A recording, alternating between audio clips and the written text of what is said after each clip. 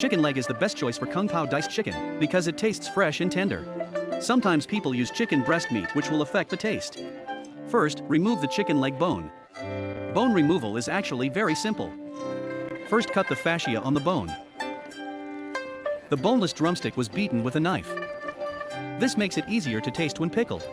It tastes more fresh and tender. Then cut the chicken leg into strips. Then cut it into small pieces. Put the diced chicken into the basin. Add salt.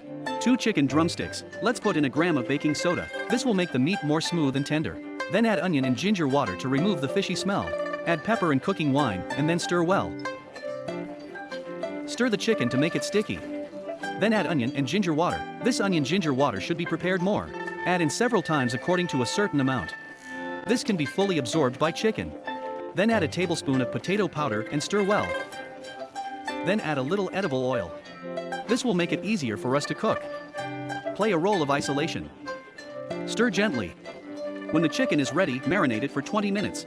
The proportion of ingredients for making Kung Pao diced chicken is very important. The ratio of onion, ginger and garlic is 1 to 2 to 3. Now let's mix a sauce of Kung Pao diced chicken. Add 4 tablespoons sugar. Half a spoonful of rice vinegar. Half a spoonful of soy sauce. Add a little black soy sauce to color it.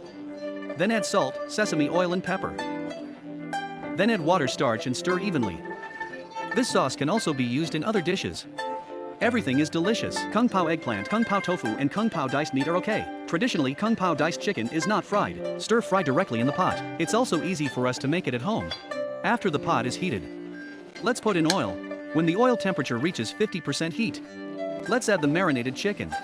Start stir frying. Stir fry chicken until ripe. Leave a space in the center of the pot.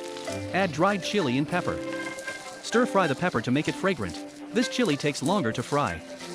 Evoke its flavor. After stir frying chili, add ginger and garlic. Stir fry until fragrant and add scallions. Be sure to stir well before adding sauce.